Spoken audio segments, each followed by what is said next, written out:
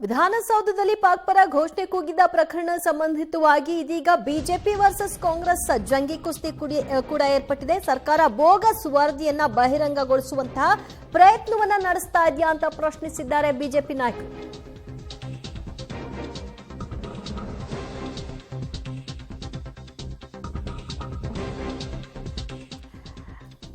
ವಿಧಾನಸೌಧದಲ್ಲಿ ಪಾಕ್ ಪರ ಜಿಂದಾಬಾದ್ ಘೋಷಣೆಯನ್ನ ಕೂಗಿದ್ದ ಆರೋಪ ಸಂಬಂಧ ಎಫ್ಎಸ್ಎಲ್ ವರದಿ ಬಗ್ಗೆ ಅನುಮಾನವನ್ನ ವ್ಯಕ್ತಪಡಿಸ್ತಾ ಇದ್ದಾರೆ ಬಿಜೆಪಿ ನಾಯಕರು.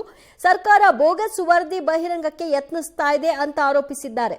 ಎಫ್ಎಸ್ಎಲ್ ವರದಿ ಬಹಿರಂಗಕ್ಕೆ ಬಿಜೆಪಿ ನಾಯಕರು ಆಗ್ರಹಿಸ್ತಾ ಇದ್ದಾರೆ. ತಡ ಯಾಕೆ ಮಾಡ್ತಾ ಇದ್ದೀರಿ, ಏನನ್ನ ಮುಚ್ಚಿಡುವ ಪ್ರಯತ್ನ ಆಗ್ತಿದೆ ಅಂತ ಪ್ರಶ್ನೆ ಮಾಡಿದ್ದಾರೆ ಕಮಲ ನಾಯಕರು. ನಮಗೆ ಮಾಹಿತಿ ಇದೆ, ಎಫ್ಎಸ್ಎಲ್ ರಿಪೋರ್ಟ್ ಬಂದಿದೆ. ಪಾಕಿಸ್ತಾನ್ ಜಿಂದಾಬಾದ್ ಅಂತ ಹೇಳಿ ಘೋಷಣೆ ಕೂಗಿರ್ತಕ್ಕಂಥದ್ದು ದೃಢಪಟ್ಟಿದೆ.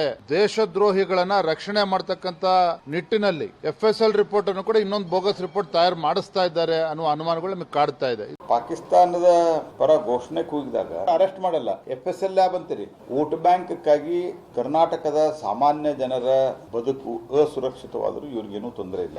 ಪಾಕಿಸ್ತಾನ್ ಜಿಂದಾಬಾದ್ ಕೂಗಿದ್ದ ಎಫ್ಎಸ್ಎಲ್ ರಿಪೋರ್ಟ್ ಕೂಡಲೇ ಬಹಿರಂಗ ಮಾಡಬೇಕು. ಯಾಕೆ ಸಮಯ ತಗೊಳ್ತಾರೆ? ಕೂಡಲೇ ಸತ್ಯಾಂಶ ಹೊರಗಡೆ ಬರಬೇಕು. ಅಧಿಕಾರಿಗಳು ಪಾಕ್ ಪರವಾಗಿ ಘೋಷಣೆ ಕೂಗಿರುವಂಥದ್ದು ಬಹಳ ಸ್ಪಷ್ಟವಾಗಿದೆ ಅಂತ ಹೇಳಿದ್ದಾರೆ. ಆದಾಗ್ಯೂ ಕೂಡ ರಿಪೋರ್ಟನ್ನು ಬಹಿರಂಗಪಡಿಸ್ತಿರುವಂಥದ್ದು ನಮಗೆ ಮುಚ್ಚಾಕುವಂಥ ಪ್ರಯತ್ನ ಬಹಳ ಸ್ಪಷ್ಟವಾಗಿ ಕಾಣ್ತಾರೆ.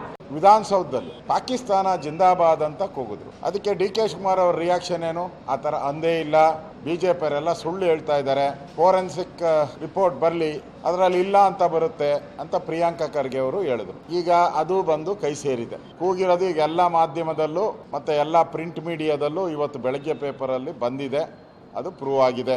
ಯಾರು ಕೂಗಿದ್ದಾರೆ ಅನ್ನೋದು ಕಂಡುಹಿಡಿಬೇಕು, ಅಷ್ಟೇ ಇರೋದು. ಇಲ್ಲೂ ಕೂಡ ಕಾಂಗ್ರೆಸ್ ಅವರು ಅದನ್ನ ಮುಚ್ಚಿಡುವಂತ ಕೆಲಸವನ್ನ ಮಾಡಿದ್ರು. ಎಫ್ಎಸ್ಎಲ್ ರಿಪೋರ್ಟ್ ಬಂದಿದೆ. ಎಫ್ಎಸ್ಎಲ್ ರಿಪೋರ್ಟ್ ಬಂದಿರೋದು ಖಾತ್ರಿ ಆಗಿದೆ ನಮಗೆ.